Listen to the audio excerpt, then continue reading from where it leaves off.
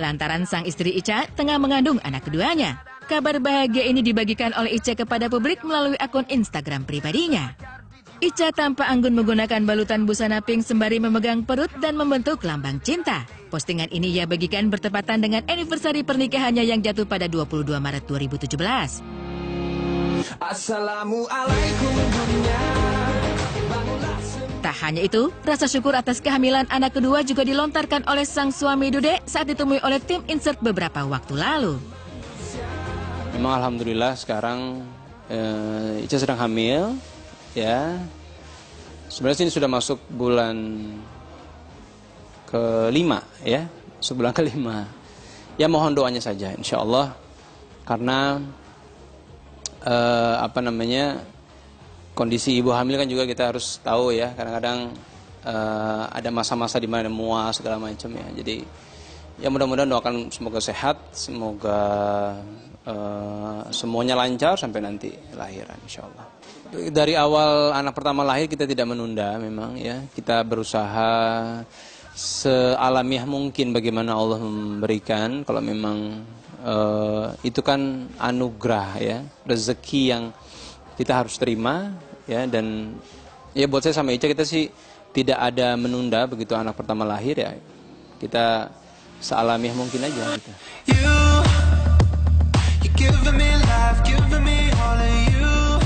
Mengenai kehamilan kedua istrinya, Dude merasa tidak banyak perbedaan yang dialami oleh Ica. Ia mengakui menjalaninya dengan santai karena sudah memiliki pengalaman yang cukup ketika mengandung anak pertamanya Rendra. Meski demikian, ia tetap menjadi suami yang protektif dalam menjaga kondisi sang istri.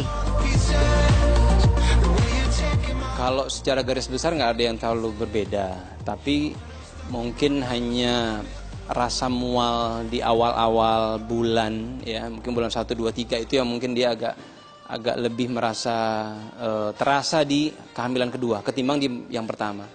Ya banyak hal yang harus dijaga, terutama hatinya, physically, makanan. Jadi saya selalu ingetin Ica, misalnya jangan lupa misalnya minum madu, makan buah, proteinnya harus cukup, kemudian istirahat juga cukup, dan jangan terlalu banyak pikiran. Karena ibu hamil menurut dokter juga dia butuh kondisi yang tenang gitu. Saya memang lebih protektif harus, karena saya harus menjaga anak dan istri dan bayi di dalam perut ini ya, janin ini. Tapi saya selalu membuat suasananya lebih santai aja supaya Icanya juga nggak ada beban pikiran. Ya yang paling penting nggak terlalu capek lah Icanya gitu. Kalau Ica itu ngidamnya paling cuma ini ya, makanan-makanan kesukaan dia ya, karena dia misalnya dia suka martabak, dia suka somai, dia suka ya makanan-makanan kayak kue-kue jajanan pasar kan dia suka banget. Tapi memang kalau dokter bilang ya harus seimbang gizinya, ya harus ada buahnya, harus ada protein segala macam, supaya kan ini ada pertumbuhan janin di dalam perut yang memang harus kita support juga dengan gizi yang baik. Memang kita tahu awalnya memang nggak disangka-sangka juga ya. Pada saya tahu awal ya, saya juga sebenarnya Ica berikan kabar ke saya, oh ternyata pas dia tes dan positif gitu ya. Kemudian ya saya bilang kita ke dokter aja gitu. Karena memang kalau prediksi saya kan waktu itu sampai anak 2 tahun lebih lah baru mungkin kita program lagi. Tapi ternyata Allah sudah berikan lebih cepat. Ya alhamdulillah kalau buat saya. Paling itu aja ya. Surprise-nya di awal itu yang nggak nyangka sebenarnya, tapi Allah sudah berikan ya, kita tinggal menjaga dan merawat dengan baik insyaallah. Whenever I'm alone with you. Mengingat ibunya yang tengah mengandung calon adik untuk si sulung Rendra, adakah perbedaan yang mulai muncul dari tingkah laku anaknya ini? Dan bagaimana pula prediksi dokter mengenai jenis kelamin calon buah hati pasangan pesinetron ini? Kalau sekarang mungkin terlihat ya, Rendra mulai dia ingin nggak jauh dari ibunya gitu ya. Ya kan kalau itu kan dokter memprediksi ya. Tapi kalau saya sama istri lebih kita berdoa saja sama Allah, lihat bagaimana nanti pada saat lahir saja ya.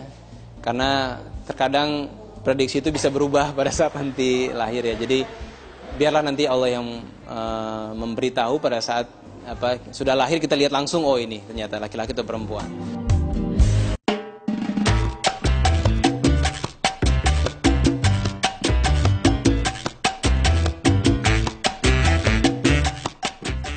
Kabar duka kembali mewarnai industri musik tanah air. Kali ini kabar tersebut datang dari grup idol JKT48. Lantaran General Manager JKT48 yang merupakan warga negara Jepang, Jiro Inao, ditemukan meninggal dunia dengan dugaan bunuh diri. Dengan cara gantung diri di kamar mandi rumahnya di kediamannya di kawasan Pondok Aren, Tangerang Selatan pada Selasa 23 Maret 2017.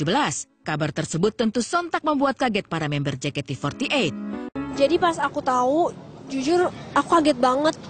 Kok dia bisa ya? Maksudnya aku nggak nyangka. Sampai aku kan pas aku dapat berita itu malam-malam kan. Kayak aku masih ada di grupnya JKT kan, tapi yang generasi 1 emang kita punya grup sendiri. Terus tiba-tiba di grup ada info itu malam-malam. Katanya Jiro-sang tuh udah nggak ada. Jujur aku kaget banget. Hah? Apa bener Jiro-sang udah nggak ada? Ini bercanda kan? Aku nanya ini beneran Jiro-sang JKT, GM manager JKT atau Jiro yang lain? Soalnya kalau San itu kan panggilan untuk orang yang lebih tua kan. Bisa aja ada Jiro yang lain gitu. Sampai pagi-pagi aku baca itu beneran masuk berita. Ternyata Jiro-sang udah nggak ada. Dan itu karena dia bunuh diri. Jujur aku shock banget. Aku nggak percaya gitu. Kok bisa gitu? Maksudnya dia tipe orang yang benar-benar nggak pernah ngeluh gitu kan. Kenapa tiba-tiba dia bunuh diri? Aku juga nggak tahu.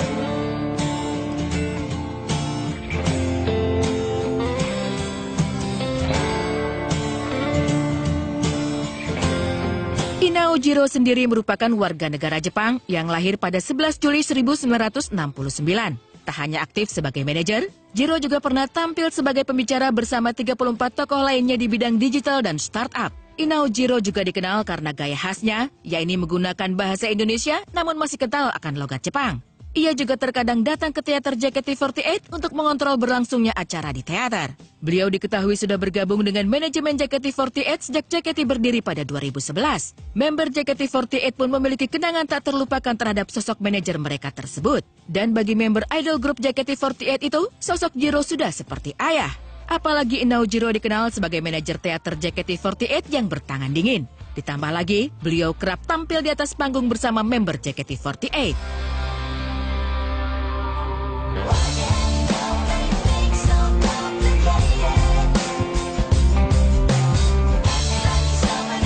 Sosok yang tegas, tapi humoris. Dia tuh disiplin banget. Yang paling dia selalu ngingetin ke kita tuh harus patuh sama waktu. Kan orang Indonesia suka ngaret kan. Dia tuh selalu ngingetin kita, waktu itu uang gitu. Jangan sampai kita sia-siain waktu yang ada. Dia selalu bilang, kalian tuh harus gunain waktu dengan baik gitu. Dia tuh sosok apa ya, motivator. Menurut aku tuh dia tuh motivator banget. Dia tuh ngajak kita semua untuk selalu semangat. Dia selalu nge-push kita sampai ke limit. Kita tuh suka bercanda gitu. Dia kayak ngehibur kita. Kalau kita lagi capek dia bercanda. Ya walaupun kadang-kadang bercandanya garing karena dia kan bahasa Indonesia yang nggak gitu fasih ya, nggak gitu jago. Tapi itu yang bikin kita senang, kita happy gitu.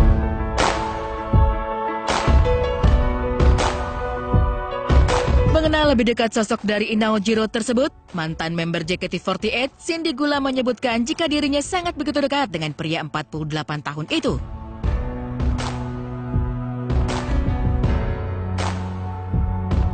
Jiro-san tuh bener-bener orang yang dari awal di JKT, dia tuh ikut bangun.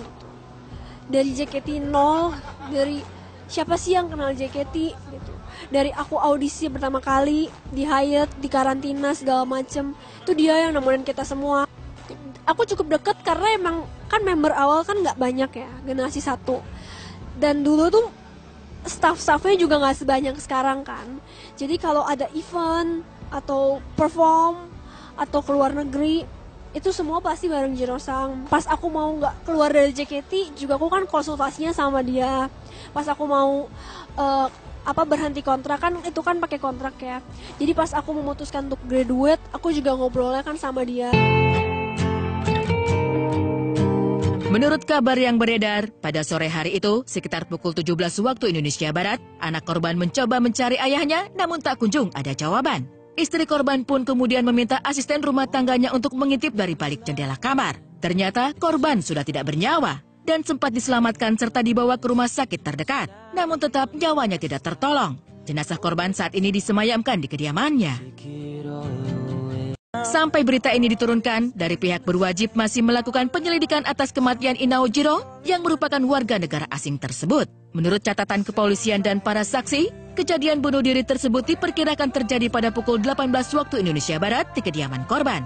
Dan berdasarkan keterangan asisten rumah tangganya, Inao terakhir kali terlihat Selasa 22 Maret 2017 pada pukul 11 waktu Indonesia Barat dan langsung masuk ke kamar tidurnya. Dengan misteri meninggalnya Inaojiro, belum ada keterangan resmi atau konfirmasi dari polisi ataupun manajemen JKT48 mengenai motif gantung diri yang dilakukan Inaojiro. Tapi di sisi lain, banyak berita di media sosial yang menyebutkan jika tewasnya pria asal Jepang itu dikarenakan oleh tekanan beban pekerjaan. Tapi semua kabar itu belum terbukti kebenarannya, karena belum ada konfirmasi resmi dari pihak keluarga atau pihak dari manajemen.